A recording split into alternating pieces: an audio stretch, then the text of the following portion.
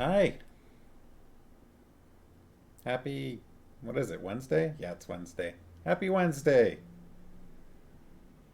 Boy, do I sound like I know what I'm doing when I can't even remember what day it is. How is everyone? Is anyone actually here yet?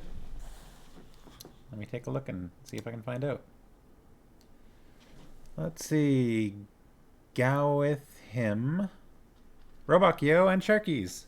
Hello. And Farmhouse. Happy Wednesday. Is it particularly windy? It wasn't windy when I took Ben for a walk earlier. Speaking of Ben, look at this guy. Look at that. What's he doing? What's happening over there? Look at that little puppy mug. Hopefully I'm not too much in the way. You can see him. I'm occasionally in the way. He wants a treat, and he deserves a treat because he's a good dog.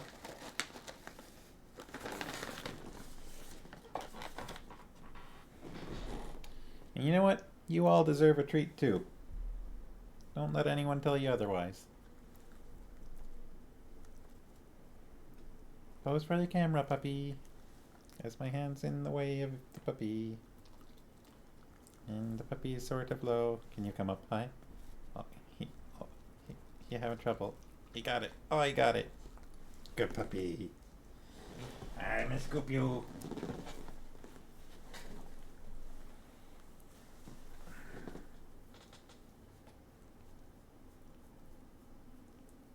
Was it worth the treats, puppy? Was it worth the treats? Robakio says, happy this day of the week. Farmo says, haha, funny because it's windy. Just a little windy, say the Sharkies, but no windstorm, just fun to say. Oh, whoa. You alright? As in, happy Wednesday, Piglet. Farmos had an exam today. Online.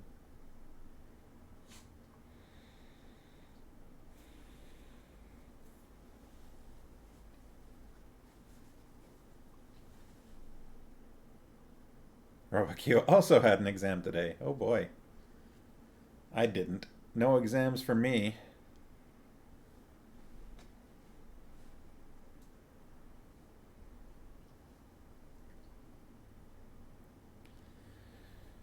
Sharky should say it more often, but I can't sound like Jim Cummings.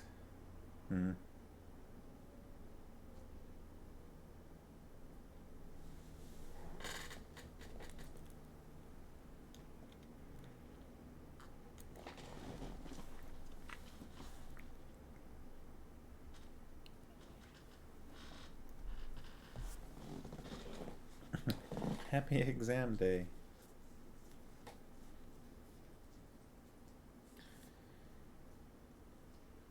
The problem that I have with his voices, with Mr. Winnie the Pooh's voices, is the moment that I notice that he's the one voice acting any character, that character just starts to sound like Winnie the Pooh to me. Like, they don't all sound exactly the same, but like once you remember, oh yeah, the same voice actor from Winnie the Pooh is Pete in like Mickey Mouse, then all of a sudden Pete sounds like Winnie the Pooh. Except Pete's supposed to be like a villain, especially in like Kingdom Hearts. If you've ever played the Kingdom Hearts games, Pete's like, on the shows up I think in Kingdom Hearts 2 as one of the villains and is all trying to be serious and scary, except it's both. It's Pete, but also you're like, "Oh, that's Winnie the Pooh." I don't know.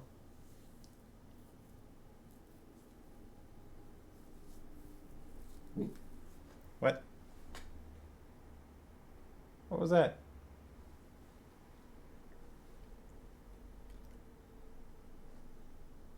Like Pooh versus Kaa from Jungle Book? Yeah.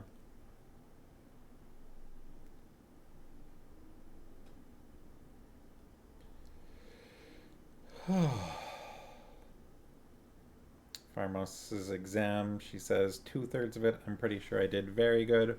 1/3, I think I just did good. Well, that's still averaging above good overall. It's like a solid good plus, right? It's pretty weird imagining Pooh singing "Trust in Me, just in me." Close your eyes. It's been a while since I've seen that, but I still remember the words somewhat.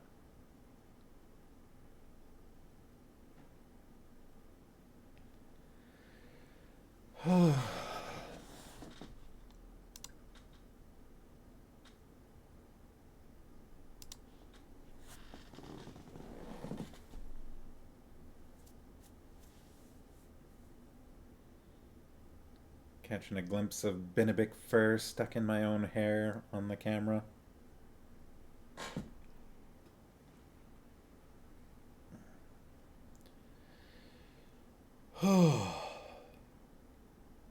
I'm kind of tense shoulders today.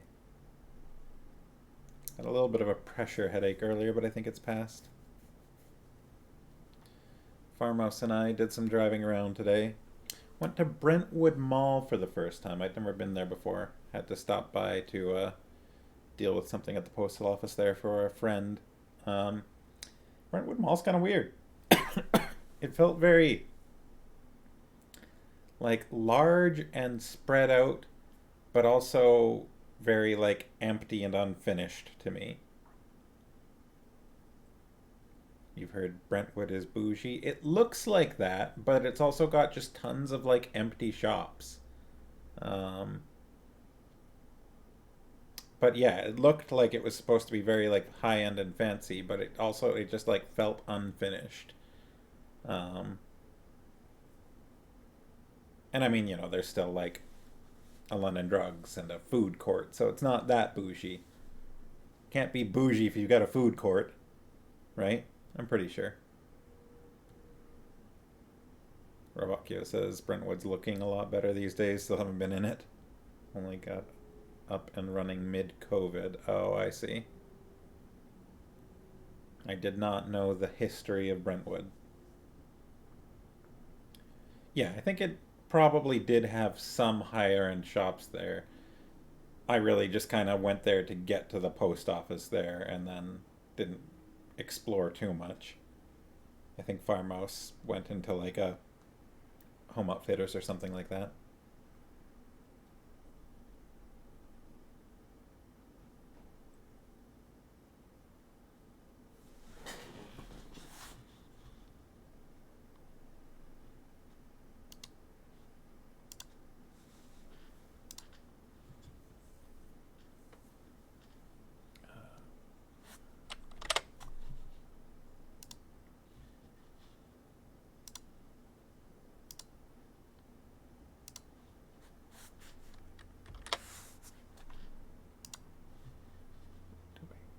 Just adjusting my font size here, but a little bit of trial and error, it seems like.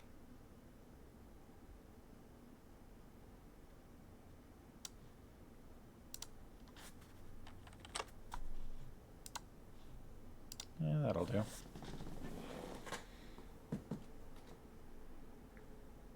Rawakio happened to go there for lunch periodically. Then they tore it down and it became a giant pit. Now it's fancy. I see. Sharkies have seen them slowly working on it while sky training to work. Looking quite empty. Reminds you of Die Hard. Huh. I didn't get like a good view of the whole place overall, so I'm not entirely certain I know in what way it would be reminiscent of Die Hard.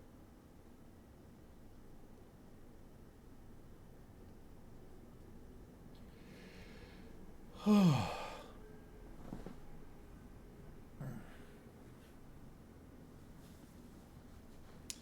need to use a foam roller thing on my back or something.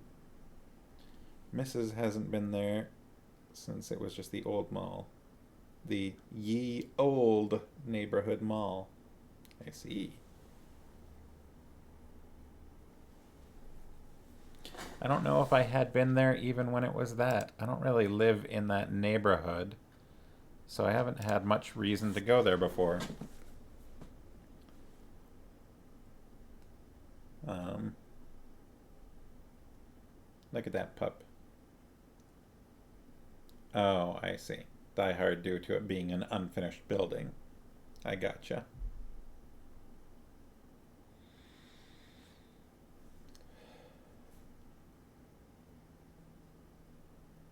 Speaking of Die Hard, it's December 8th. We're creeping up through towards that time of year. The time of year where it is appropriate to watch Die Hard.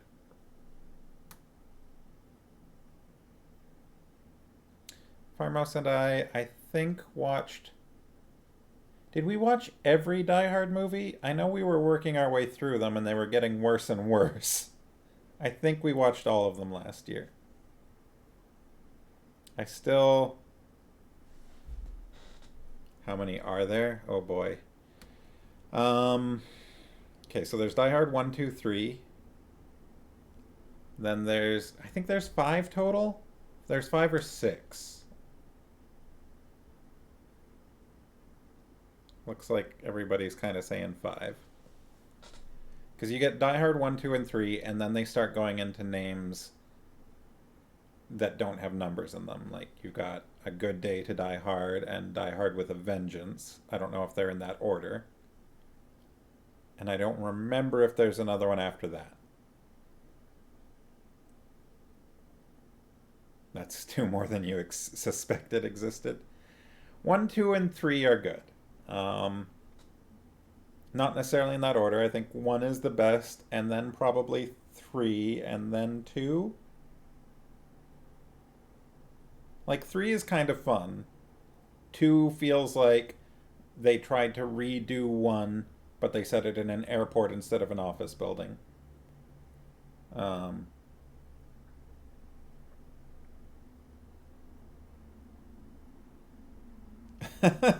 That's so. Sharkies and Robot Kyo both immediately thinking of Land Before Time. That's pretty impressive, actually. Wow. Good job. Good job, you two. Or 3.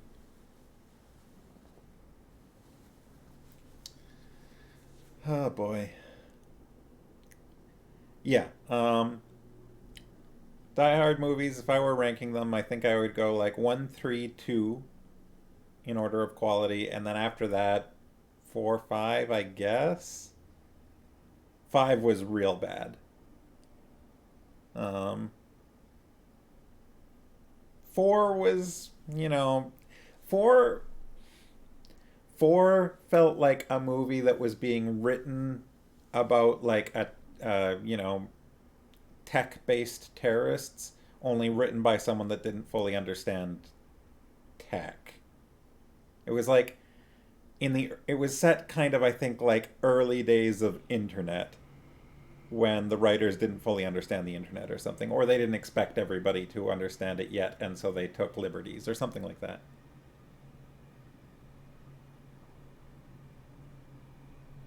Um, and then 5 was just not really good.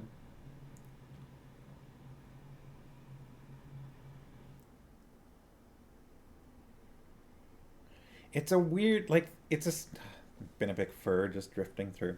It's a weird series in that John McClane is a cop. He's supposed to be this like everyday Joe sort of person that gets, like, in the first movie, he stumbles onto this big problem. He's not even on the job when it happens.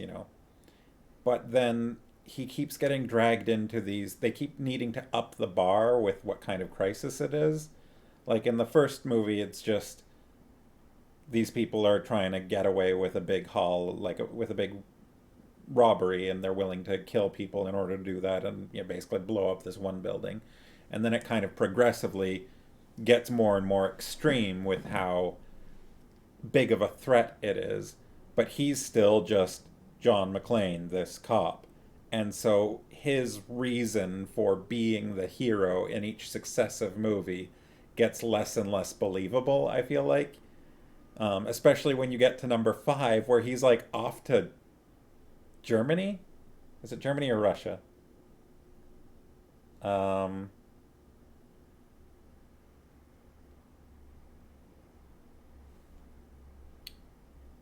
I don't remember. Russia, says Farmhouse. Sharky say, recently there was an interesting article friends were posting about dad movies as a genre, and it starts with Die Hard and ends around the early 2000s around Gladiator. Yeah, they go to Chernobyl. That's it. I was trying to remember this place, it felt like they go to Chernobyl just because Chernobyl is a name that people would recognize. Dad movies as a genre. Die Hard to Gladiator. Like, where the main character is a dad? Is that what makes the genre, or is it movies that dads would like? Because it could be either of those things or both. Movies for dads. Because I'm pretty sure the protagonists in... It's been a while since I've seen Gladiator, but he had a family, right? And he was supposed to be a dad. And then, of course, John McClane has kids. So, it could have gone either way.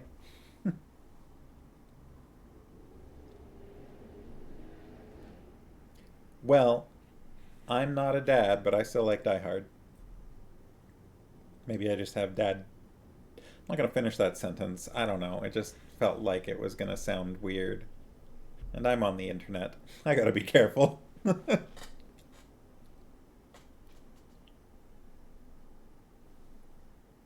Where'd Puppy go? He's probably at the top of the stairs on his bed there. But with a particular type of action hero, often a dad, but not always, sometimes just protective, who is a professional something. I see. That's quite specific. Farmo says, I mean, action movies marketed towards the dads of people who are now adults and writing articles. This feels complicated. Like a lot of caveats here. Before Die Hard, action heroes were more Schwarzenegger types. After was more anti-heroes. Interesting.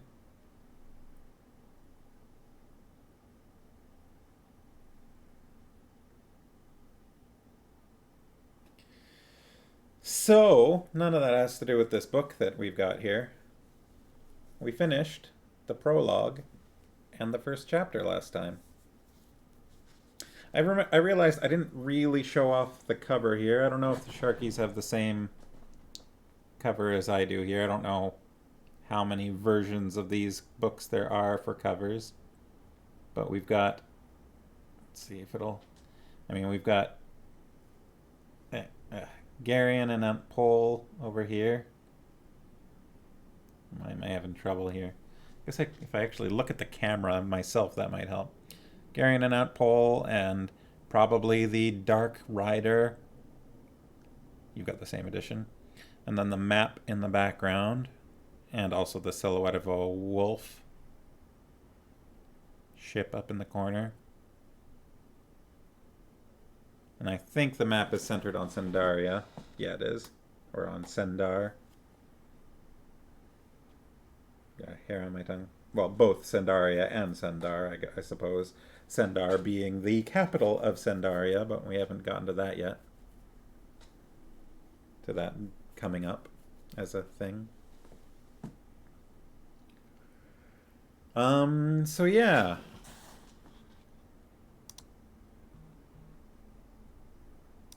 Let's see.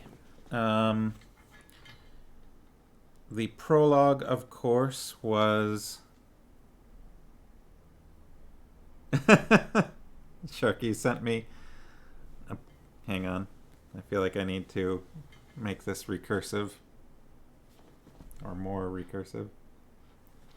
Sharky sent me this picture of their copy while I'm holding up my copy.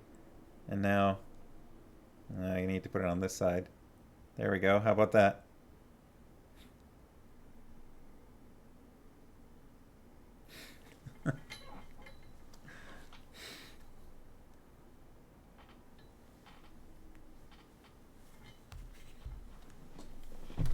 Bookception. I mean, in that I influenced you to pick up a copy of the book. Where's the actual Inception? The title of Inception is the like implanting of the idea, right? That's what the word Inception is referring to. Womp womp. Roakio says enough pawns and we'll have a game of chess going.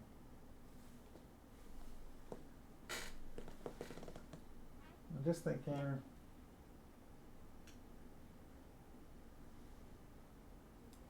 I, a lot of the titles are sort of chess related because there's also Queen of Sorcery, and but then they're not all pieces titles because there's also like Magician's Gambit. Is it Magician's Gambit?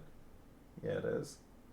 Um, Magician's Gambit, Castle of Wizardry. I suppose castling is a thing in chess, and then Enchanter's Endgame. Is Endgame specifically a chess term? Because if so, they're all kind of chess related.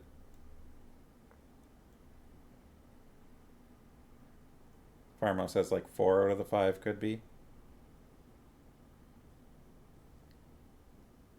Yeah, but Roakio says regular fantasy kingdoms also expect to have a king and queen. Maybe 3 then. What? No, I think like depending on Enchanter's Endgame, because you've got Pawn of Prophecy, that's 1. Queen of Sorcery, that's 2. Magician's Gambit. Gambit, like, there are gambits in chess, for instance, the very famous Netflix series recently, so that could be chess related, that's 3. Um, Castle of Wizardry, castling is a thing in chess, that's 4. With your rook, it's where you swap your rook and your king, right? And then Enchanter's Endgame. So if Endgame is a chess term, which I'm not really. I mean, Endgame seems just kind of generic as a term related to any sort of game. But I don't know. If it's specifically used in chess, then that's 5 out of 5 for chess terms. With a little bit of leniency there, maybe. Pharma says also the rook is called a castle sometimes.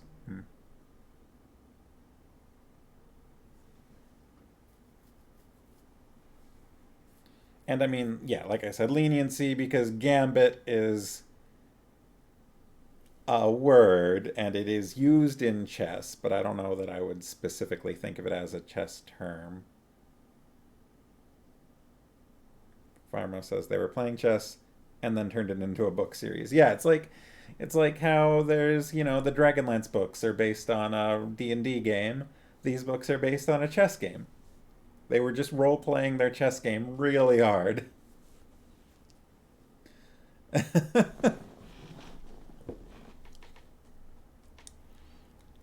Oh, I see the shark. You said maybe it started in chess first. I missed that line. Okay, so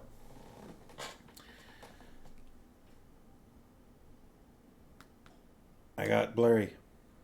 I mean, what is chess if not proto tabletop art role playing game? Hello, I'm back here, camera.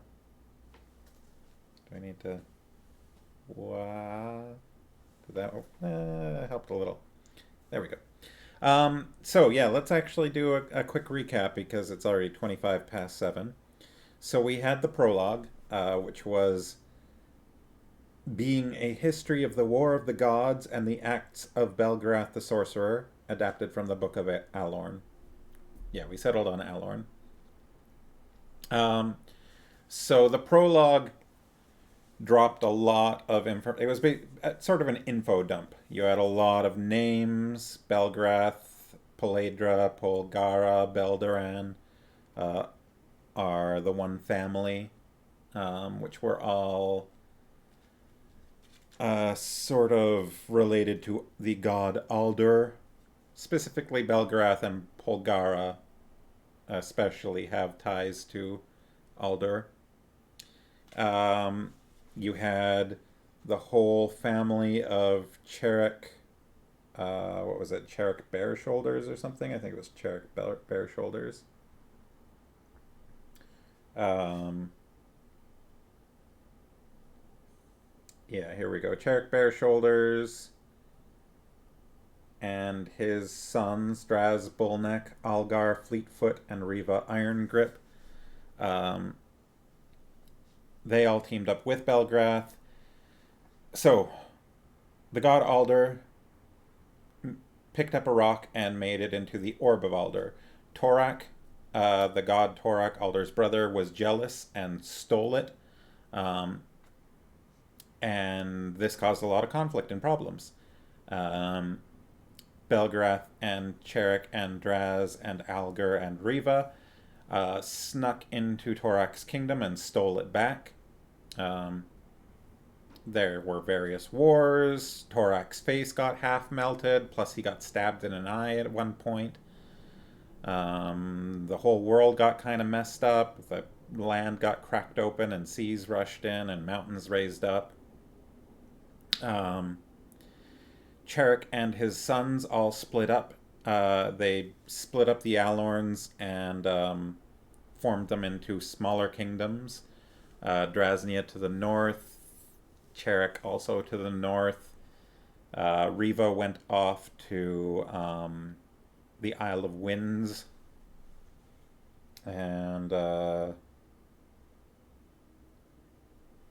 the Algar made Algaria, which I think is to the east, sort of central and east. Yeah, Drasnia and Cherik are both northern. There are still other peoples that are not Alorns. You've got Tolnedrans, Sendarians, Arendians of various types, Ulgos, and then of course all of the Torax people, which there are a few different types of those. So you got lots of proper nouns in the prologue. Then we got into part 1, Sendaria, in chapter 1, as Farmo says, and then we come to the farm in Sendar. Yeah. So then we had Garion's childhood. Some of it, anyways. Growing up in the kitchen, and his Aunt Pole, and the warm feelings that he had growing up there. His friends, which we had, Zubret, and Dorun, and what was Runderig, I believe. And they played various games. Dorun broke an arm falling out of a tree. Zubret got scolded, supposedly. Or, not supposedly, we know she got scolded. We have the farmer, Faldor. We've got Dernick the smith, Goodman Dernick, who taught Garion the solid Sendarian virtues.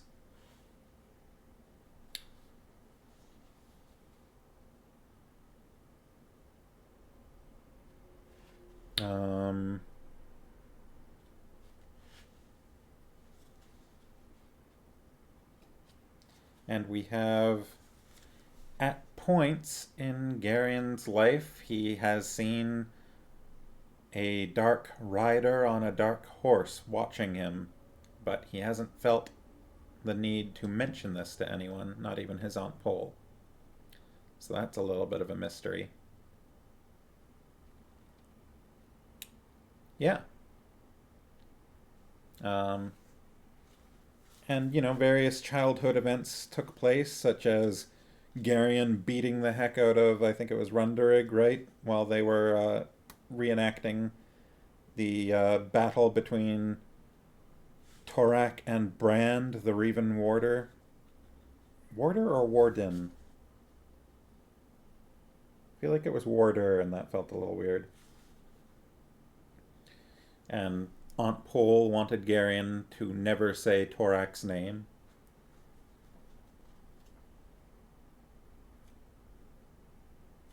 Yeah, I think that's a bit of enough of a summary. I've probably forgotten some details, but I don't know. I think I covered the main points. So, why don't we move on to Chapter 2? If I can get it to focus. There we go. There's our thumbnail shot right there. Everybody ready? It's Cal Torak, Aunt Pole. Yeah, she wasn't too happy about that, huh?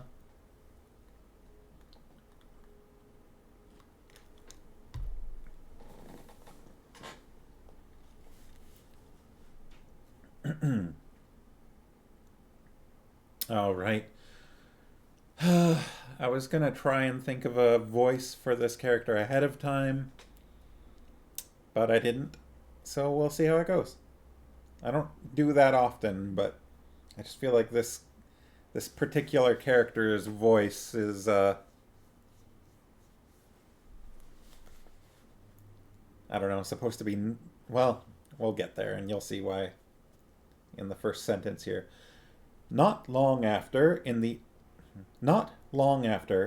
endless noon of Garion's boyhood, the storyteller appeared once again at the gate of Faldor's farm.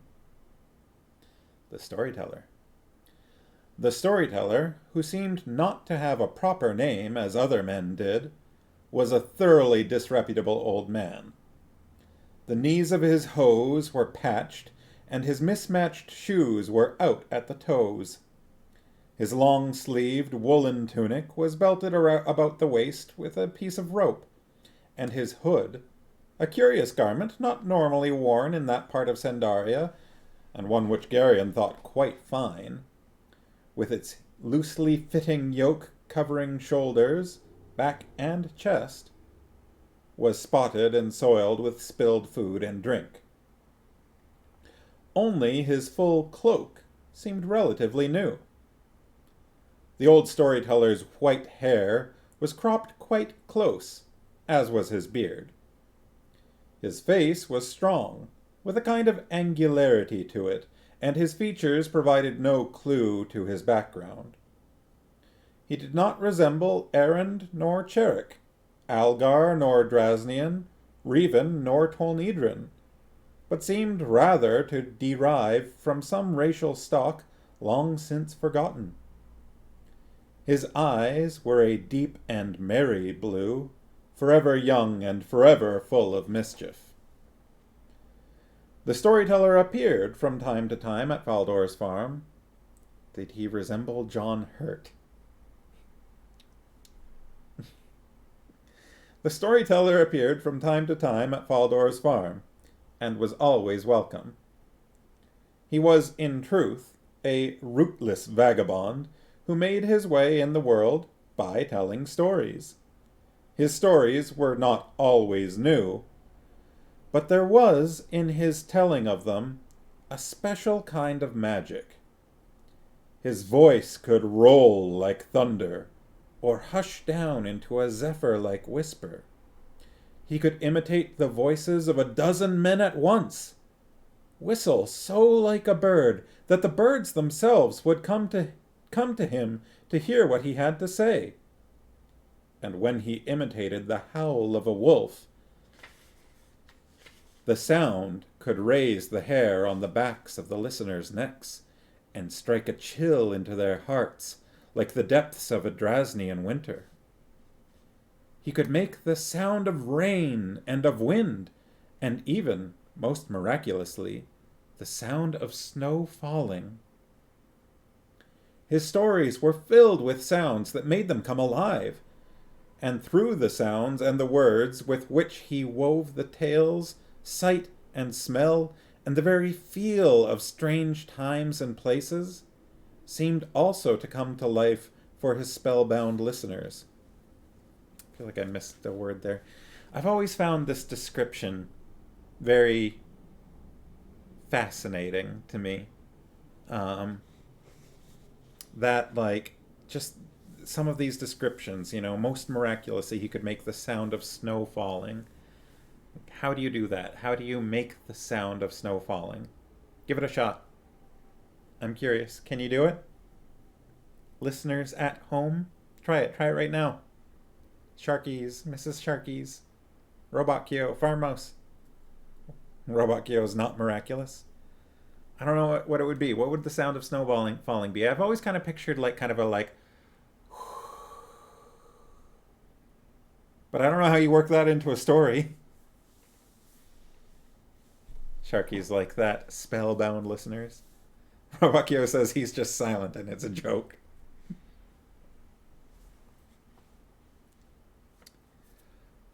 All of this wonder, like a faint tapa tapa tapa.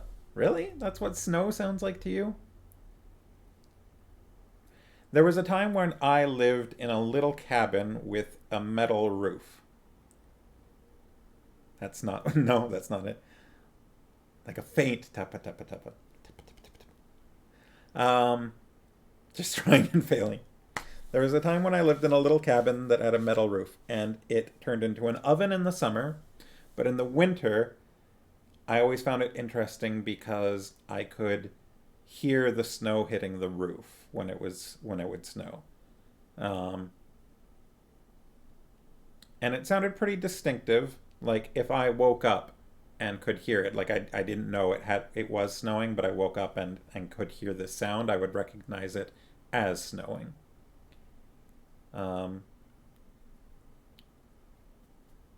But I don't think I could make that sound out loud, and besides which that would be the sound of snow on a metal roof, which is not exactly the same.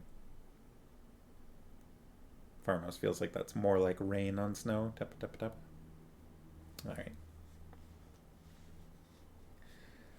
All of this wonder he gave freely in exchange for a few meals, a few tankards of ale, and a warm spot in the hay barn in which to sleep. He roamed about the world seemingly as free of possessions as the birds. Between the storyteller and Aunt Pole, there seemed to be a sort of hidden recognition. She had always viewed his coming with a kind of wry acceptance, knowing, it seemed, that the ultimate treasures of her kitchen were not safe, so long as he lurked in the vicinity. Loaves and cakes had a way of disappearing when he was around, and his quick knife, always ready, could neatly divest the most carefully prepared goose of a pair of drumsticks and a generous slab of breast meat with 3 swift slices when her back was turned.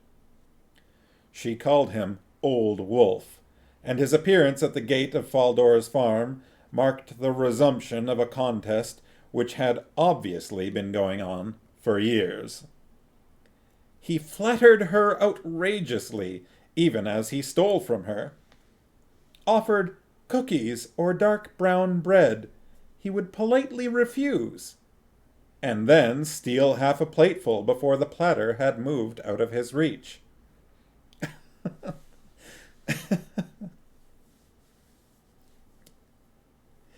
Her beer pantry and wine cellar might as well have been delivered into his hands immediately upon his appearance at the gate. He seemed to delight in pilferage, and if she watched him with steely eye, he found quite easily a dozen confederates willing to sack her kitchen in exchange for a single story. Lamentably, among his most apt pupils was the boy Garyon. Often, driven to distraction by the necessity of watching at once an old thief and a fledgling one, Aunt Pole would arm herself with a broom and drive them both from her kitchen with hard words and resounding blows. And the old storyteller, laughing, would flee with the boy to some secluded place where they would feast on the fruits of their pilferage, and the old man, tasting frequently from a flagon of stolen wine or beer, would regale his student with stories out of the dim past.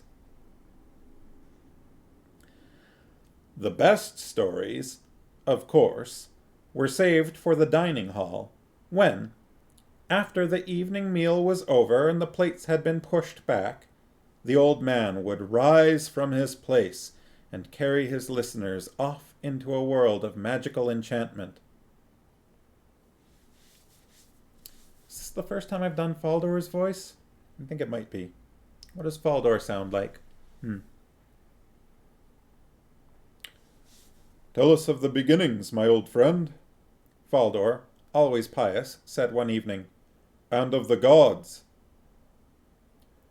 Of the beginnings and the gods, the old man mused. A worthy subject, Faldor, but a dry and dusty one. I've noticed that you find all subjects dry and dusty, old wolf, Aunt Pole said, going to the barrel and drawing off a tankard of foamy beer for him. He accepted the tankard with a stately bow. It's one of the hazards of my profession, Mistress Pole, he explained. He drank deeply, then set the tankard aside. He lowered his head, in thought for a moment, then looked directly, or so it seemed, at Geryon. And then he did a strange thing, which he had never before done when telling stories in Faldor's dining hall. He drew his cloak about him, and rose to his full height. Behold, he said, his voice rich and sonorous. Let me see if I can do rich and sonorous. At the beginning of days made the gods the world and the seas and the dry land also. And cast they the stars across the night sky, and did set the sun and his wife the moon in the heavens to give light unto the world. And the gods caused the earth to bring forth the beasts, and the waters to bud with fish, and the skies to flower with birds. And they made men also, and divided men into peoples.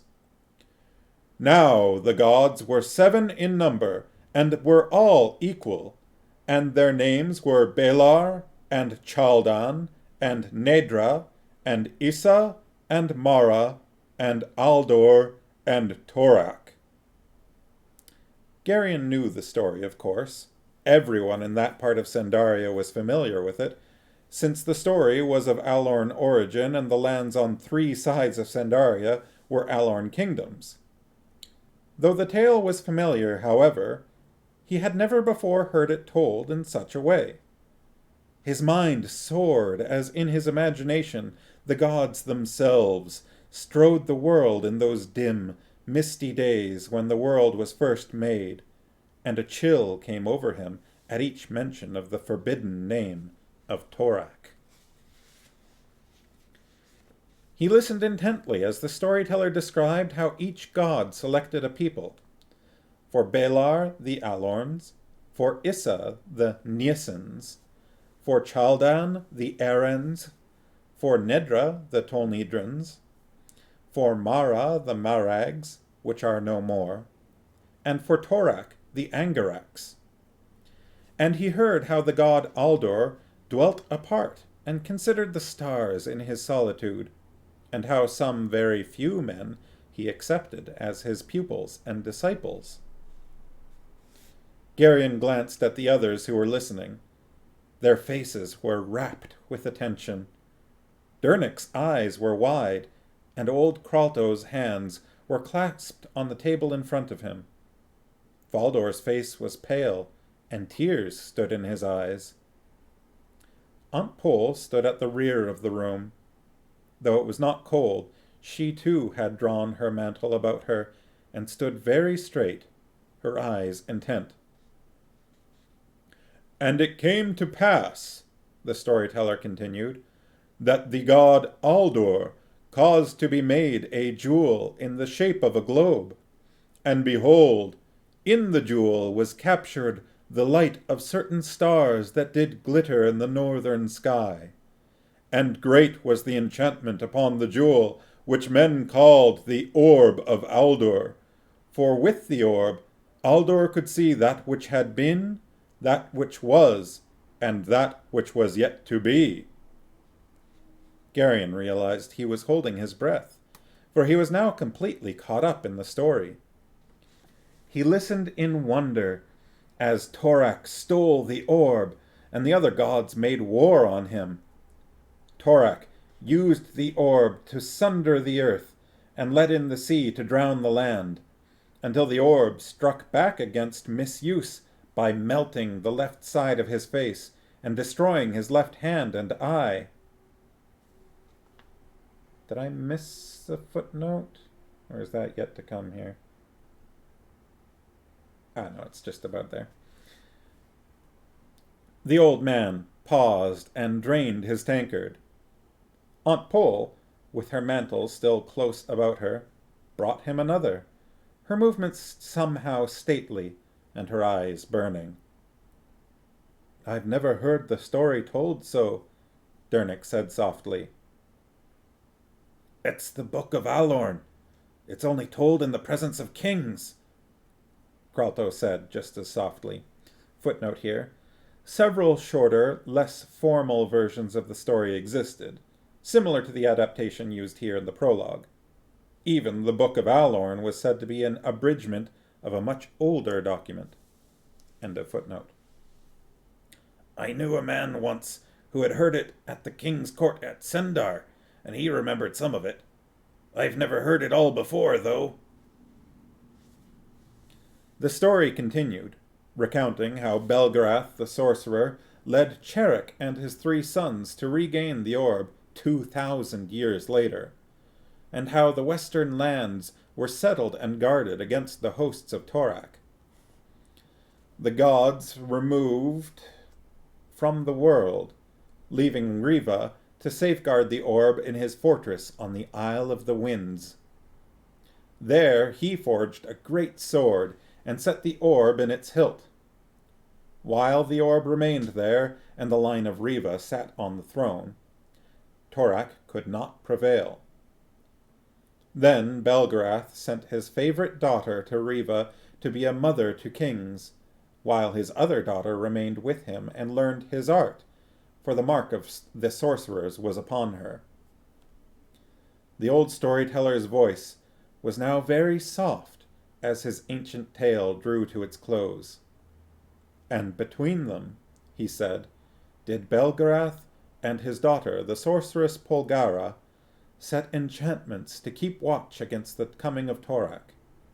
And some men say, they shall abide against his coming, even though it be until the very end of days. For it is prophesied that one day shall maimed Torak come against the kingdoms of the west, to reclaim the orb which he so dearly purchased. And battle shall be joined between Torak and the fruit of the line of Riva, and in that battle shall be decided the fate of the world." And then the old man fell silent, and let his mantle drop from about his shoulders, signifying that his story was at an end.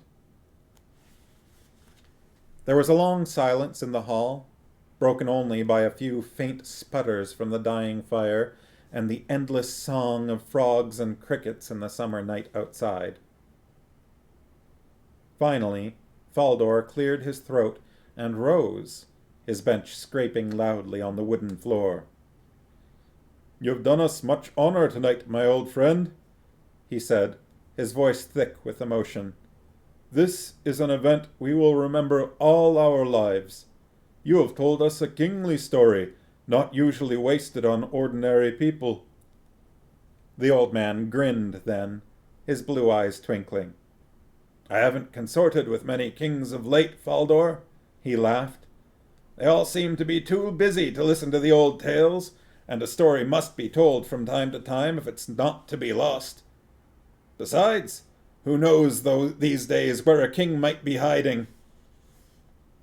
They all laughed at that, and began to push back their benches, for it was growing late, and time for those who must be up with the first light of the sun to seek their beds.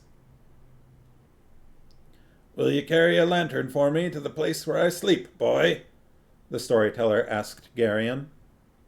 "Gladly," Garion said, jumping up and running into the kitchen. He fetched down a square glass lantern, lighted the candle inside it from one of the banked kitchen fires, and went back into the dining hall. Faldor was speaking with the storyteller.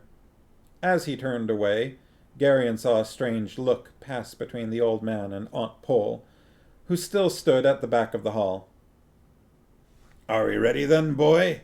the old man asked as Garion came up to him.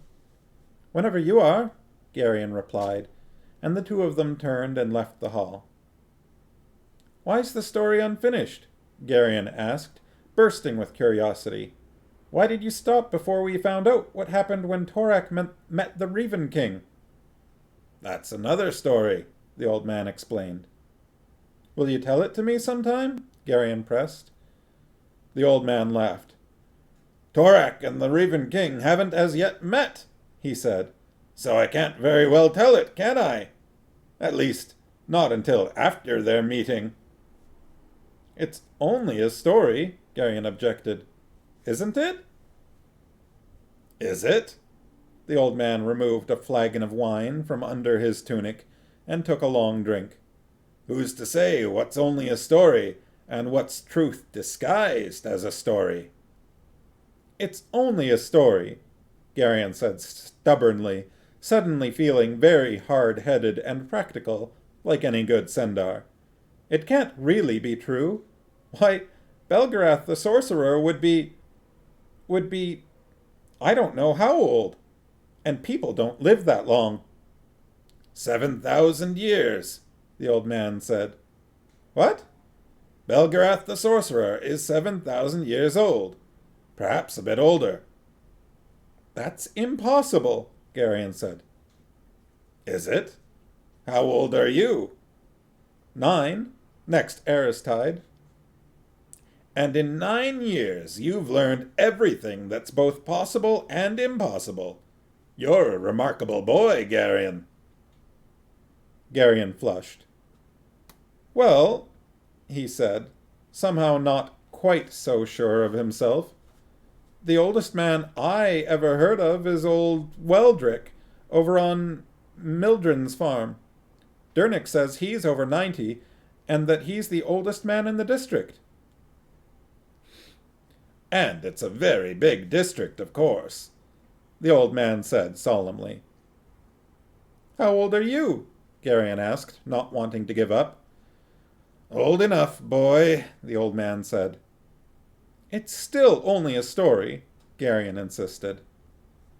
"Many good and solid men would say so," the old man told him, looking up at the stars. "Good men who will live out their lives believing only in what they can see and touch. But there's a world beyond what we can see and touch, and that world lives by its own laws. What may be impossible in this very ordinary world is very possible there, and sometimes the boundaries between the two worlds disappear, and then who can say what's possible and impossible?" "I think I'd rather live in the ordinary world," Garion said. "The other one sounds too complicated." "We don't always have that choice, Garion," the storyteller told him. "Don't be too surprised if that other world someday chooses you to do something that must be done. Some great and noble thing." "Me?" Garion said incredulously. Incredulously. Blah.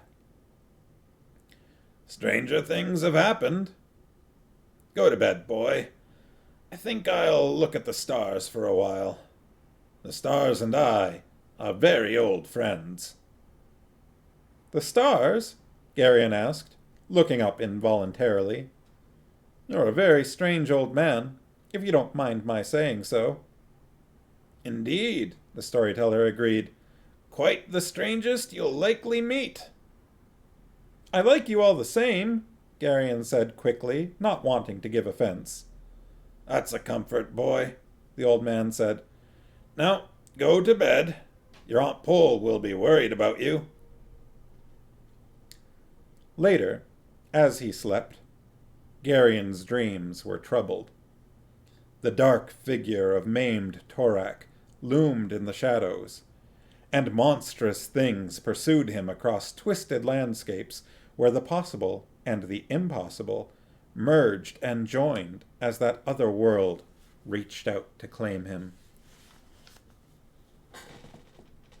7:55, and that's the end of chapter 2. How long is chapter 3?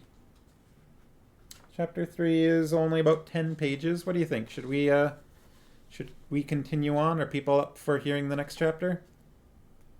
Or should we call it a shorter one? I'm happy to keep going, but if everyone's sleepy, we can stop there. Sharkies want to keep going? Okay.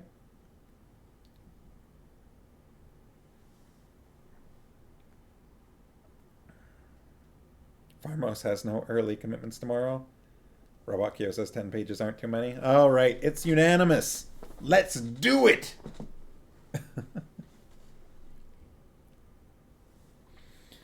Chapter 3. Some few mornings later, when Aunt Pole had begun to scowl at his continued lurking in her kitchen, the old man made excuse of some errand to the nearby village of Upper Gralt. Robot Kyo says, "Read, read, read, read." Farmo says, "Let's read this son of a gun." Ah! Excuse of some errand to the nearby village of Upper Gralt. "Good," Aunt Pole said, somewhat ungraciously. "At least my pantries will be safe while you're gone." He bowed mockingly, his eyes twinkling. "Do you need anything, Mistress Pole?" he asked. "Some trifling thing I might purchase for you, as long as I'm going anyway." Aunt Pole thought a moment. "Some of my spice pots are a bit low," she said, "and there's a Tolnedran spice merchant in Fennel Lane, just south of the town tavern. I'm sure you'll have no trouble finding the tavern." "The trip's likely to be dry," the old man admitted pleasantly. "And lonely, too. 10 leagues with no one to talk to is a long way." "Talk to the birds," Aunt Pole suggested bluntly. "Birds listen well enough," the old man said, "but their speech is repetitious and quickly grows tiresome. Why don't I take the boy along for company?" Garion held his breath. Sharky say, "It feels like this storyteller may have been some inspiration for the storyteller."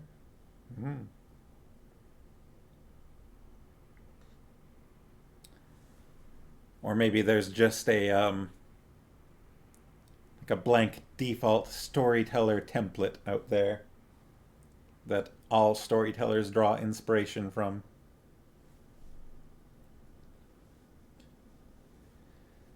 Garion held his breath. "He's picking up enough bad habits on his own," Aunt Pole said tartly. "I'd prefer his not having expert instruction." "Why, Mistress Pole," the old man objected, stealing a cruller, I think, almost absently. "You do me an injustice. Besides, a change'll do the boy good. Broaden his horizons, you might say." Farmos says, the prototypical storyteller, and also Pup on the stairs. Well, now he's gone over to the nap nook. He's all curled up on the cushion over there. "His horizons are quite broad enough, thank you," she said. Garion's heart sank. "Still," she continued, "at least I can count on him not to forget my spices altogether, or to become so fuddled with ale that he confuses peppercorns with cloves, or cinnamon with nutmeg. Very well, take the boy along, but mind, I don't want you taking him into any low or disreputable places." "Mistress Pole," the old man said, feigning shock, "would I frequent such places?" I know you too well, old wolf, she said dryly. You take to vice and corruption as naturally as a duck takes to a pond. If I hear that you've taken the boy into any unsavory place, you and I will have words. Then I'll have to make sure that you don't hear of anything like that, won't I? Aunt Pole gave him a hard look. I'll see which spices I need, she said. And I'll borrow a horse and cart from Faldor, the old man said, stealing another cruller. In a surprisingly short time, Garion and the old man were bouncing along the rutted road to Upper Gralt behind a fast-trotting horse. It was a bright summer morning. I love that name, Upper Gralt. I know I just stopped randomly in the middle of a sentence, but it's just so boring sounding. Farmo says, have words, does sound like a menacing threat from her, yeah. Just Upper Gralt. Nothing interesting ever happens in Upper Gralt.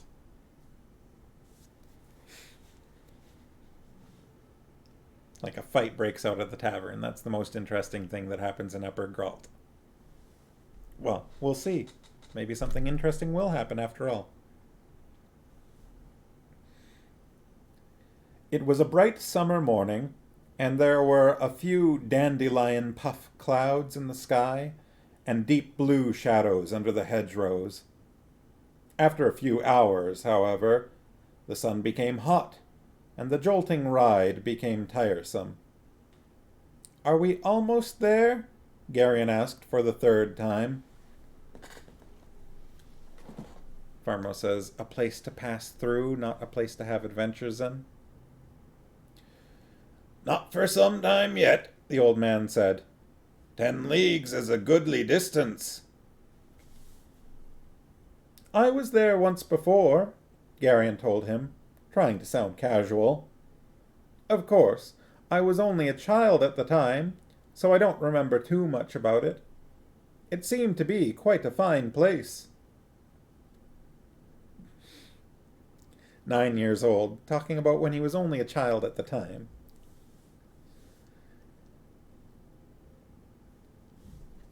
Farmo says, unless maybe you were in a Jane Austen novel, Upper Gralt maybe could be some kind of manor land. The old man shrugged. It's a village, he said, much like any other. He seemed a bit preoccupied. Garion, hoping to nudge the man into a story to make the miles go faster, began asking questions. Why is it that you don't have a name, if I'm not being impolite in asking? I have many names, the old man said, scratching his white beard. Almost as many names as I have years. I've only got one, Garion said. So far. What?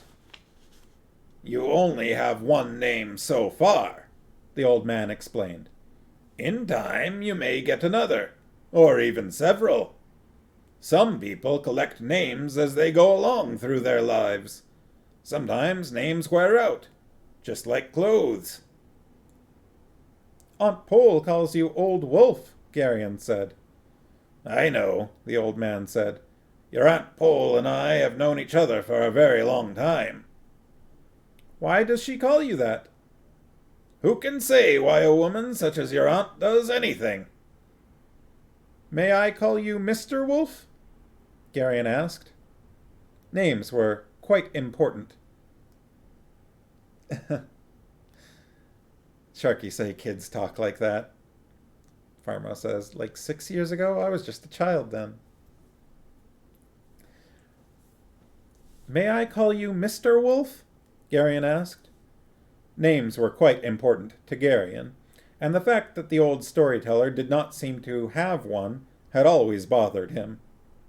That namelessness had made the old man seem somehow incomplete, unfinished. The old man looked at him soberly for a moment, and then he burst out laughing. "Mr. Wolf, indeed! How very appropriate! I think I like that name better than any I've had in years." "May I, then?" Geryon asked.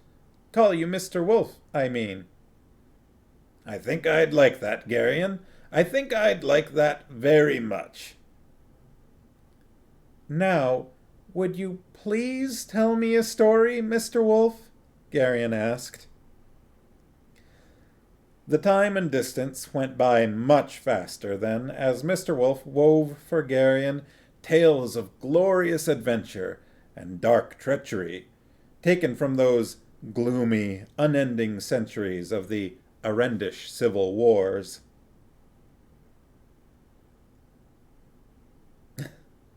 Sharky say, now just waiting for Geryon to ask him the time. I get it. Why are the errands like that?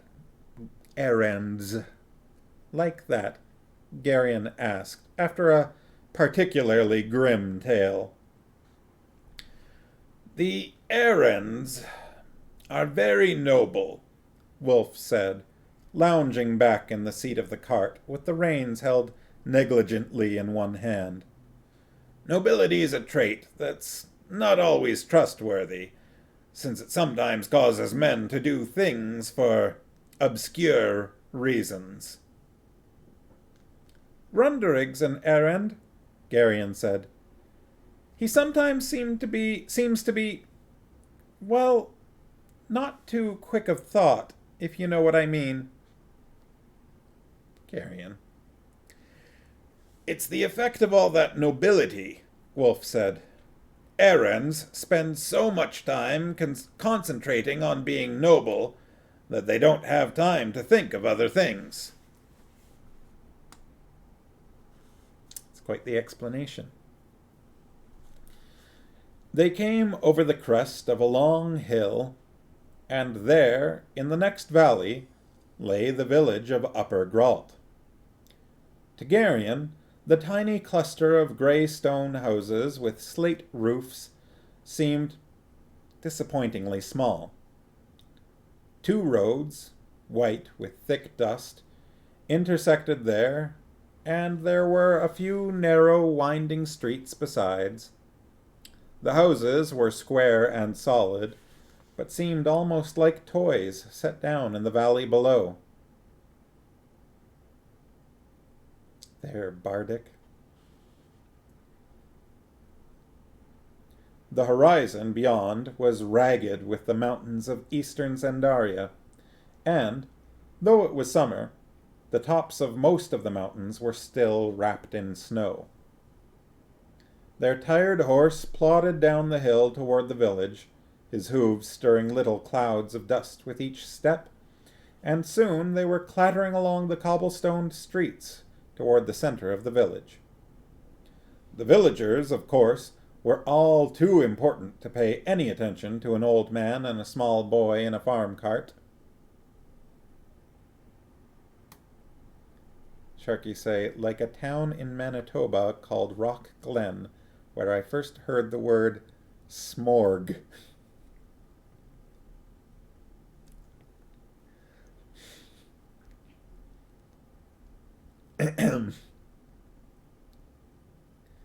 The women wore gowns and high-pointed hats. High-pointed hats.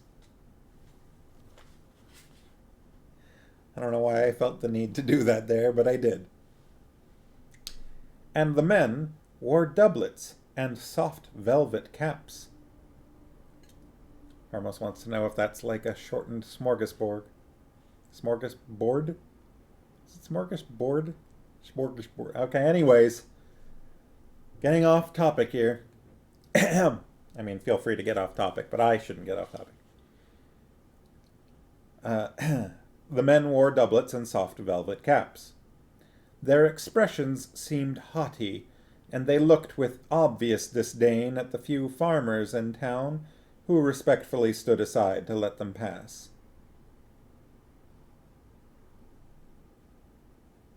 Oh, I missed Swaley. They're very fine, aren't they? Garion observed. They seem to think so, Wolf said, his expression faintly amused. I think it's time we found something to eat, don't you? Though he had not realized it until the old man mentioned it, Garion was suddenly ravenous. Where can we go? He asked. They all seem so splendid. Would any of them let strangers sit at their tables? Wolf laughed and shook a jingling purse at his waist. We shouldn't have any trouble making acquaintances, he said. There are places where one can buy food. Buy food? Garion had never heard of such a thing before. Anyone who appeared at Faldor's gate at mealtime was invited to the table as a matter of course. The world of the villagers was obviously very different from the world of Faldor's farm. But I don't have any money, he objected. I've got enough for us both, Wolf assured him, stopping their horse before a large, low building with a sign bearing it says pictured, but I think that's wrong, a picture of a cluster of grapes hanging just above its door. There were words on the sign, but of course Garion could not read them. I love that. I love him being shocked by the idea of buying food. Like, he's just never had to think of that in his entire life, and he's never even heard anyone talk about it. Sharky say, the guy who said smorg also described the words as swaley. Could have been referring to potholes? None of us were sure.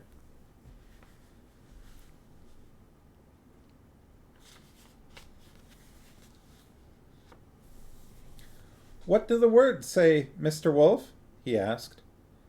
They say that food and drink can be bought inside, Wolf told him, getting down from the cart. It must be a fine thing to be able to read, Garion said wistfully. The old man looked at him, seemingly surprised. You can't read, boy? He asked incredulously. I've never found anyone to teach me, Garion said. Faldor reads, I think, but no one else at the farm knows how. Nonsense, Wolf snorted. I'll speak to your aunt about it. She's been neglecting her responsibility. She should have taught you years ago. Can Aunt Pole read? Garion asked, stunned. Of course she can, Wolf said, leading the way into the tavern. She says she finds little advantage in it, but she and I had that particular argument out many years ago. The old man seemed quite upset by Garion's lack of education. Garion, however, was far too interested in the smoky interior of the tavern to pay much attention. The room was large and dark, with a low-beamed ceiling and stone floor strewn with rushes. Though it was not cold, a fire burned in a stone pit in the center of the room, and the smoke rose errantly toward a chimney set above it on 4 square stone pillars.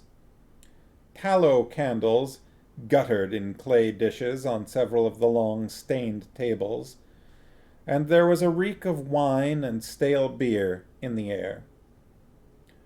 What have you to eat? Garion demanded of a sour, unshaven man wearing a grease-spotted apron. We've a bit of the joint left, the man said, pointing at a spit resting to one side of the fire pit. Roasted only day before yesterday. And meat porridge fresh yesterday morning, and bread no more than a week old. That all sounds so delicious.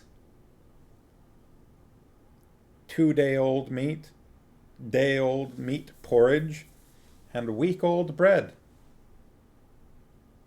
And I love how it's like said, like, oh, that's pretty reasonable. That's what the guy sounds like to me. Sharky say gas station food. Meat porridge. I'm sure that's not weird. Like, that's oats and meat, right? I'm sure it's filling and sustaining, but I don't think I've ever had meat porridge, and it doesn't sound very appetizing. I don't know, maybe it's not so bad. Have any of you ever had meat porridge?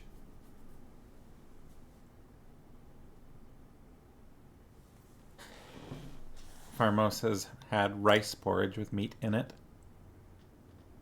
Shy Puff. Welcome, Shy Puff. Which was quite good, actually. Oh. Alright, meat porridge. Very well, Wolf said, sitting down. And I'll have a pot of your best ale and milk for the boy. Milk? Garion protested. Milk, Wolf said firmly. Sharkies are picturing meat porridge as a really, really thick beef and barley soup. That's fair. I suppose. I was thinking like porridge, like, you might have with raisins in it, except with meat instead of raisins. But yours makes sense. You have money? The sour-looking man demanded. Wolf jingled his purse, and the sour man looked suddenly less sour. Why's that man over there sleeping? Garion asked, pointing at a snoring villager sitting with his head down on one of the tables. Drunk, Wolf said, scarcely glancing at the snoring man. Shouldn't someone take care of him? He'd rather not be taken care of. Do you know him? I know of him, Wolf said, and many others like him. I've occasionally been in that condition myself. Why? It seemed appropriate at the time. Lily's rating? Denando posted some emojis. Hi, Lily. Hi, Lily's viewers. Oh boy. Rating with a party of 5. We're just in the middle of chapter, 3? Chapter 3 of Pawn of Prophecy by David Eddings. Still quite early in the book. We only started it last Friday. But welcome, everybody. How was your raid, Lily? Or how was your stream, Lily? Bleh. Did you have fun? I saw you were playing Phasmophobia. Pharma says, we're talking about meat porridge. Way to make this sound super fun. Lena D Creative or Lenad Creative says, ooh, I like the idea of reading streams. Well, I do this every Wednesday and Friday at 7 p.m. Pacific time. And we've only just started this book, so you're very welcome to join us anytime you like. We're doing this again this Friday. But we're just going to finish this chapter, which I'm only a few pages away from. But please feel free to join. Well, he says, stream was good, went in the house a few times, but mostly hid in truck with Christmas music. Nice. Sharky's had a co-worker call him hip for watching a Twitch reading stream. Is that Mr. or Mrs. Sharky being called hip?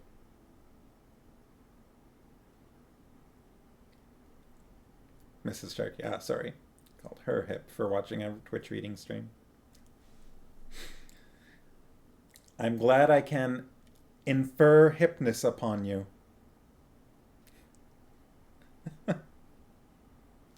All right.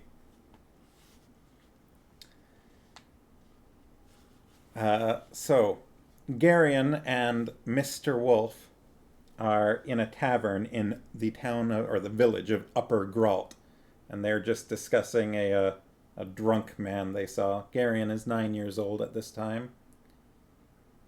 All right, and they're just having something to eat. The roast was dry and overdone, The meat porridge was thin and watery, so I guess not like a thick stew, and the bread was stale. But Geryon was too hungry to notice. He carefully cleaned his plate as he had been taught, then sat as Mr. Wolf lingered over a second pot of ale.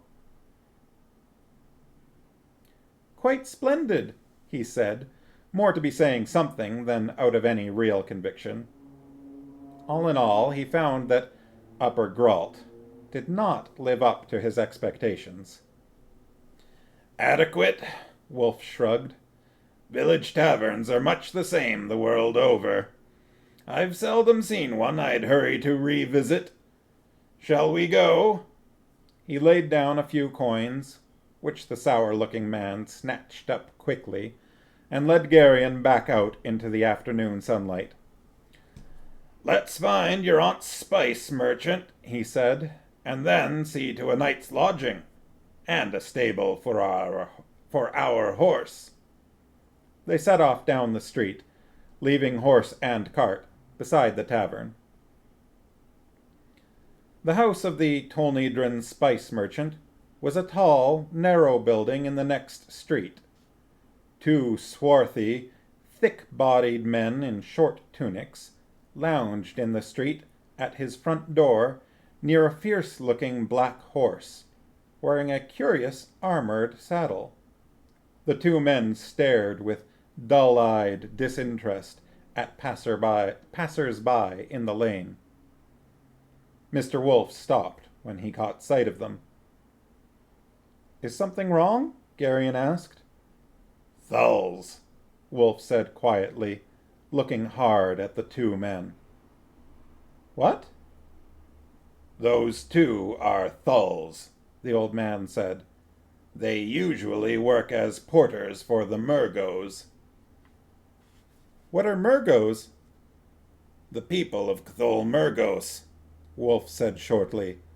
"Southern Angaraks." "The ones we beat at the Battle of Vomimbre?" Geryon asked. "Why would they be here?" "The Murgos have taken up commerce," Wolf said, frowning.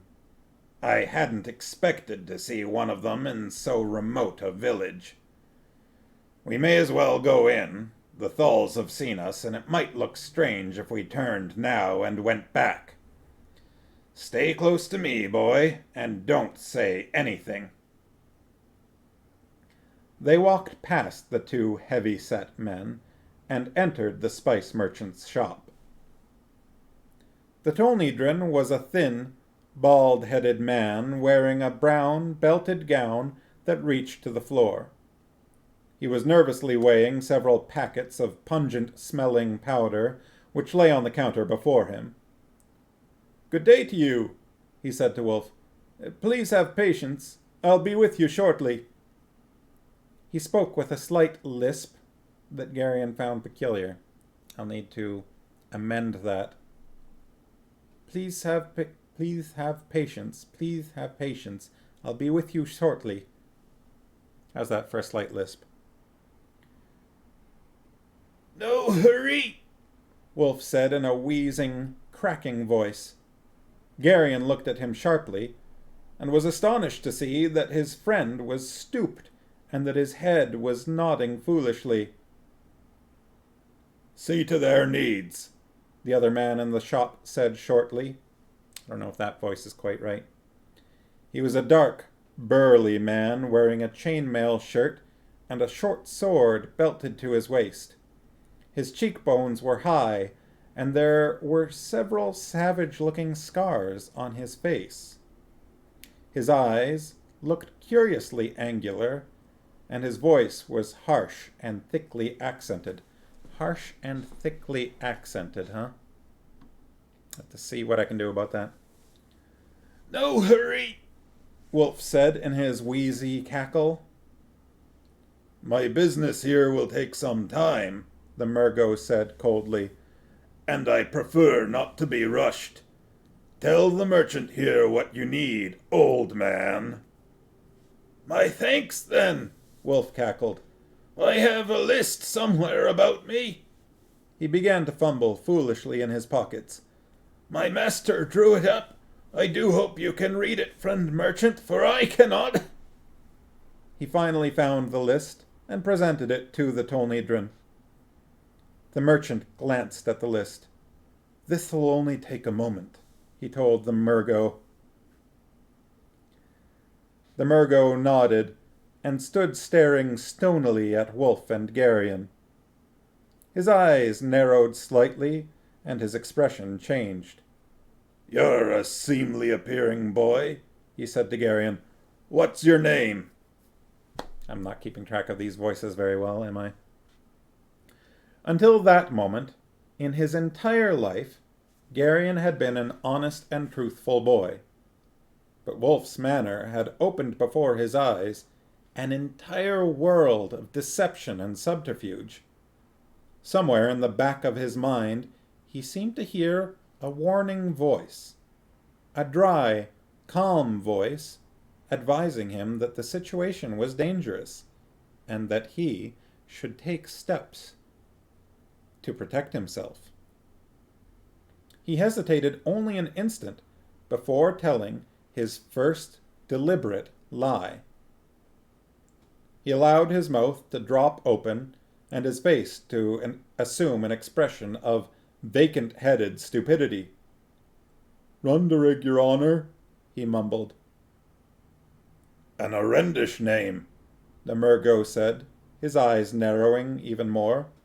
You don't look like an errand. Geryon gaped at him. Are you an errand, Runderig? The Murgo pressed.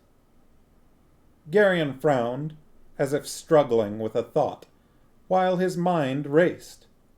The dry voice suggested several alternatives.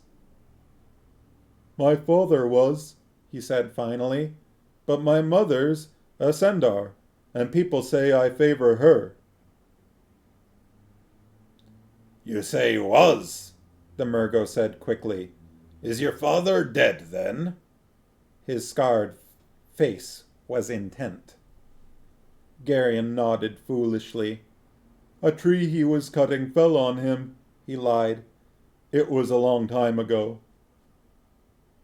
The Murgo suddenly seemed to lose interest. Here's a copper penny for you, boy, he said, indifferently tossing a small coin on the floor at Geryon's feet. It has the likeness of the god Torak stamped on it. Perhaps it will bring you luck, or at least more wit. Wolf stooped quickly and retrieved the coin, but the coin he handed to Geryon was a common Cendarian penny. Thank the good man, Runderig, he wheezed. My thanks, Your Honor, Geryon said, concealing the penny tightly in his fist. The Murgo shrugged and looked away. Wolf paid the Tolnedron's merchant for the spices, and he and Geryon left the shop. You played a dangerous game, boy, Wolf said once they were out of earshot of the two lounging thulls. You seemed not to want him to know who we were, Geryon explained. I wasn't sure why, but I thought I ought to do the same. Was what I did wrong? You're very quick, Wolf said approvingly. I think we managed to deceive the Murgo. Why did you change the coin? Geryon asked. Sometimes Angarak coins aren't what they seem, Wolf said. It's better for you not to have any of them. Let's fetch our horse and cart. It's a long way back to Faldor's farm. I thought we were going to take lodgings for the night. That's changed now. Come on, boy. It's time for us to leave. The horse was very tired, and he moved slowly up the long hill out of Upper Gralt as the sun went down ahead of them. Farmo says, so Swali, or Swaley, is apparently a name which means winding river, so maybe what that guy said about the road was something to do with that. Maybe that it's a winding road. Excuse me.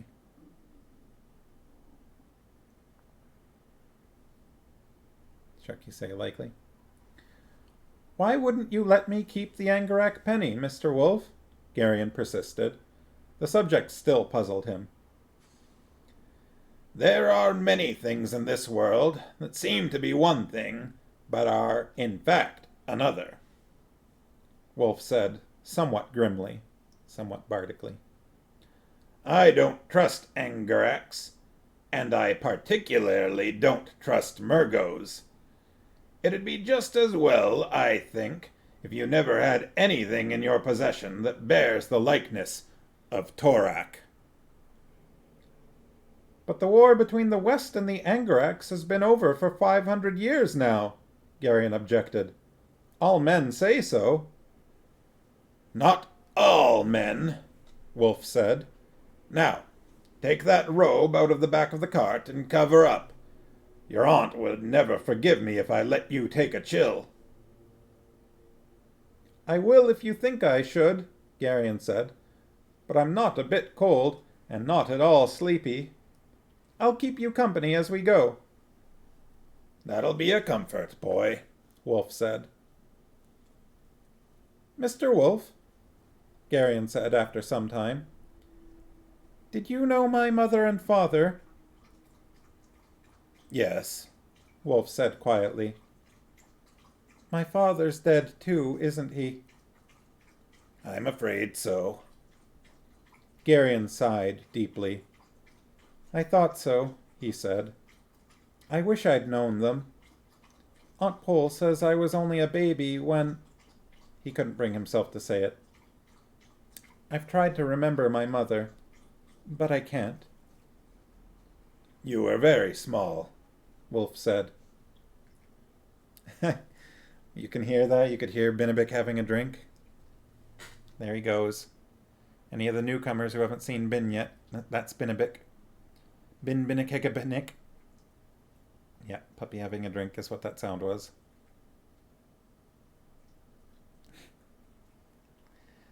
Is it Lena D creative or is it Lenad creative?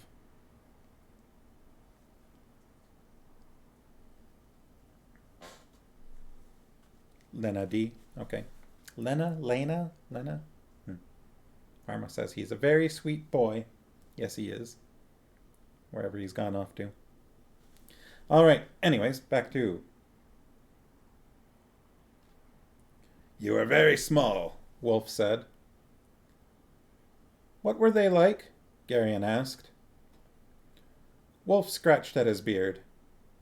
Ordinary, he said. So ordinary you wouldn't look twice at either one of them. Geryon was offended by that. Aunt Pole says my mother was very beautiful, he objected. She was. Then how can you say she was ordinary? She wasn't prominent or important, Wolf said. Neither was your father. Anyone who saw them thought that they were just simple village people. A young man with a young wife and their baby. That's all anyone ever saw. That's all anyone was ever supposed to see. I don't understand. It's very complicated. What was my father like? Medium size, Wolf said. Dark hair. A very serious young man. I liked him. Did he love my mother? More than anything. And me? Of course. What kind of place did they live in? It was a small place, Wolf said. A little village near the mountains, a long way from any main roads. They had a cottage at the end of the street. It was a small, solid little house. Your father built it himself. He was a stone cutter. I used to stop by there once in a while when I was in the neighborhood. The old man's voice droned on, describing the village and the house and the two who lived there. Geryon listened, not even realizing it when he fell asleep. It must have been very late, almost on toward dawn. In a half-drowse, the boy felt himself lifted from the cart and carried up a flight of stairs. The old man was surprisingly strong. Aunt Pole was there. He knew that without even opening his eyes. There was a particular scent about her that he could have found in a dark room. "Just cover him up," Mr. Wolf said softly to Aunt Pole. "Best not to wake him just now." "What happened?" Aunt Pole asked, her voice as soft as the old man's. "There was a Murgo in town, at your spice merchant's. He asked questions, and he tried to give the boy an Angarak penny." "In Upper Gralt? Are you certain he was only a Murgo?" "It's impossible to tell. Not even I can distinguish between Murgo and Grollim with any certainty." "What happened to the coin?" "I was quick enough to get it. I gave the boy a Sendarian penny instead. If our Murgo was a Grollim, we'll let him follow me. I'm sure I can give him several months of entertainment." "You'll be leaving, then?" Aunt Pole's voice seemed somehow sad. "It's time," Wolf said.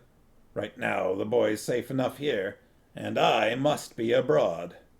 There are things afoot I must see to.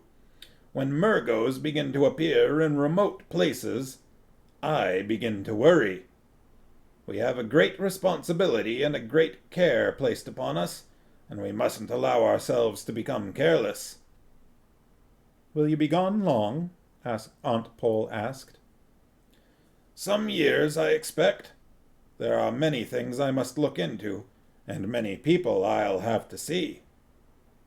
"I'll miss you," Aunt Pole said. He laughed. "Sentimentality, Pole," he said dryly. "That's hardly in character." "You know what I mean. I'm not suited for this task you and the others have given me. What do I know about the raising of small boys?"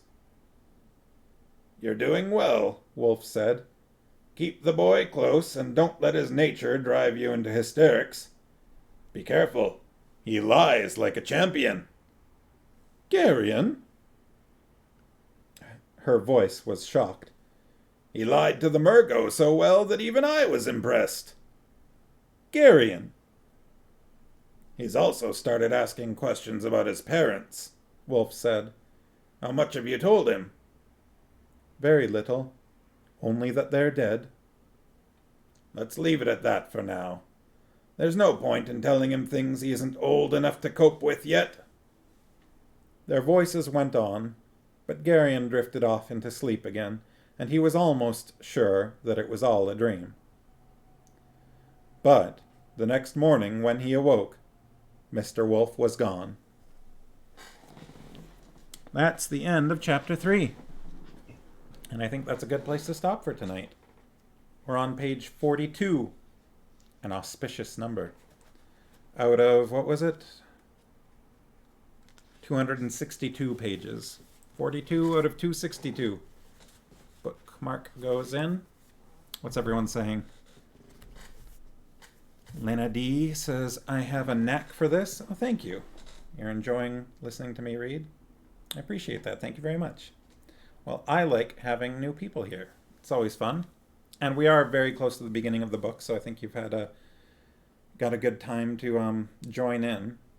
And I like to do a recap of what's come before at the beginning of each stream just to catch people up. So anything you have missed, if you haven't read this book before, we'll catch you up on Friday if you join us. Sharky say 1/6. 42 is 1/6 of 262. Oh, and now I'm feeling kind of sleepy and also kind of hungry. Although the food described in this chapter, well, I suppose some of it was tasty sounding when they were at Falder's farm, but the food in Upper Gralt sounded like nothing to write home about. More or less 1/6. I'm realizing now that I haven't eaten that much today. Went to Cora's for breakfast and had a ham and egg panini thing, like a rolled up panini, sort of, with a bunch of fruit. And I ate most of that then, and then a little bit of it, little bit of it later on, and then I haven't really eaten anything else. Lena works Monday to Wednesday, so you hope to catch Friday streams. Well, you're very welcome. And like I said, it's 7 p.m. Pacific time, so translate that to whatever your time is. I've got it scheduled on Twitch, so you can see the schedule there. Sharky say, earlier we brought up the storyteller. The description of Mr. Wolf sounds like it could have inspired the Jim Henson mini-series, The Storyteller. It's one of your favorite Henson works, which is a high bar already. I have watched some of The Storyteller. I imagine it's all on Disney Plus, probably, right? Maybe I should go and revisit that, because I don't think I've watched much of it, but I've watched some. Ah, you live in California, so easy peasy. How's California this time of year? It's been a bit chilly here recently. Well, I live up near Vancouver, Canada, British Columbia. And we've had a lot of rain here and then some snow, and there was a bunch of flooding we had to deal with. Luckily, where I live is safe, but just, nearby cities had some nasty flooding and had to help some friends with that. But now we're switching to a little colder, although it was sunny and nice today. It was actually quite nice out today. Still chill, but it's sunny. So what did everyone think of these two chapters? So we read chapters 2 and 3. What do you think of Mr. Wolf? Sharky's asking if we had snow. Yeah, we had snow here on Monday. There was snow on the ground outside, and I had to drive out to Chilliwack to help some of those friends on Sunday, and it was snowing on the way out there. That was a weird driving through flooded areas that, like, Whatcom exit, being like, I'm so used to the way that place looks. I've driven that road so many times, and seeing it all flooded was very strange. Yeah, we didn't have much snow. And, of course it turned to rain eventually and melted away. But yeah, what did everyone think of chapters 3 and 4? What do you think of Mr. Wolf? Is my voice for him acceptable? He'll be gone for a couple of years, apparently. But then again, I don't know how much time passes between chapter 3 and chapter 4.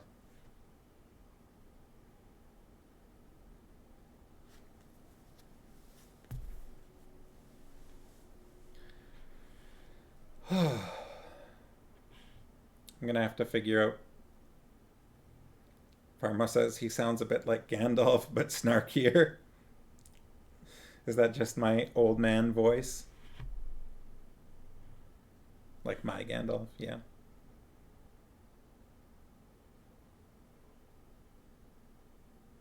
Sharkies would like to see Mr. Wolf blend into other situations. Is that a joke I'm not understanding? Oh, no, you're talking about the switching to old man voice. Is that what it was? His deception at the spice merchants? Is that what you mean? That's an interesting moment there, isn't it? There's a few bits, kind of, especially towards the end of chapter 3, where you've got, like, Mr. Wolf instantly, like, yeah, okay, good. He so quickly switched to a character, you'd like to see what else he would do. Well, and that's the thing with him, like, when he was telling the story of the beginning and the gods and things like that, I felt pretty comfortable doing a completely different voice because he's the storyteller, and so he does different voices. And that's an interesting thing, too. I feel like, I don't know, how often do you see a character in a book switch voices and switch their own character? I feel like that's a little unusual.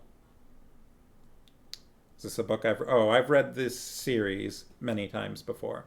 This is, Pawn of Prophecy is book 1 of the Belgariad, which is a series of 5 books um, all about this size, which are all immediately followed by another series of 5 books, which is the Malorian. But you can finish the Belgariad and it's a complete story. It's just the Malorian picks up directly where the Belgariad drops off. But yeah, I've read these books I don't know how many times. They're absolutely a favorite of mine. And I really enjoy them. Well, obviously, I really enjoy them.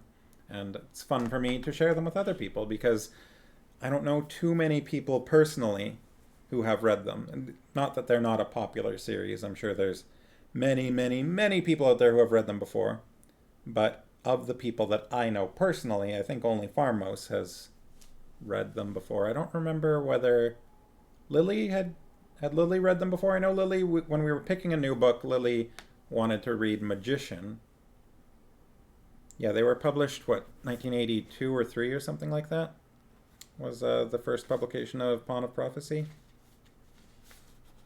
1982, first published. Lily has read them before. Oh, cool. Okay, +1. Then that means with Farmos, Lily, and one other person that I know that I haven't seen for quite a while. Someone I know all right, well enough to have been invited to his wedding, but Lena has never heard of them. They sound interesting. Lily likes listening to me read, so doesn't mind hearing them again. Appreciate that. Yeah. I like the way that the story develops. I really love the character building, especially in the beginning. Like, you get such a good view of Garion's childhood. I really feel like that helps you know Garion as a character and know these other characters that are that Garion meets, and they're all, I don't know, interesting and dynamic. Like Mr. Wolf and his storytelling and his switching characters and his history with Aunt Pole, apparently, and his responsibility that they were talking about. That's pretty interesting, huh? And his willingness to lie at a moment's notice and steal from Aunt Pole's pantries. Farmos thinks that the books are nice to listen to and that they're written in a good to listen to kind of way. Yeah, they're a nice, for now, they're a nice calm story, but I do find that, there's lots of hints of things to come. Foreshadowing. All right, well, it is, oh, geez, only 12 minutes to 9 o'clock, and I am quite hungry. So I'm going to go eat a cookie, and then I'm going to figure out something a little more substantial to eat. But the cookie is going to be my short-term filling my stomach. Got some nice soft chocolate chip cookies that Farmos picked up recently. Well, I hope everyone has a lovely Wednesday evening. I don't know why I'm saying Wednesday like that. It's not how I normally say Wednesday. Sometimes I just feel the need to say it weirdly like that. Lena says to enjoy my cookie and my food. Thank you very much. Yeah. Have a lovely evening. Have a fun Thursday, and hopefully I'll see everyone on Friday. And we can pick up on Chapter 4 and learn a little more of what's to come as Garion gets a little bit older. Lily says, yay for cookies and food. Am I going to raid out? I will absolutely raid out. As is tradition, Lily's the person that knows who I should raid. Because I don't see anyone else streaming right now. Who should I raid, Lily? I trust you and your suggestions.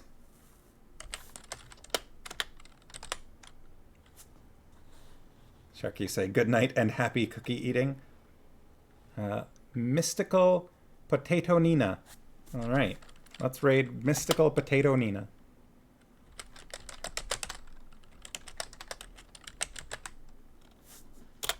All right, if anyone wants to raid out to Mystical Potato Nina, we can do that. But, yeah, have a good night. See you Friday. Mwah.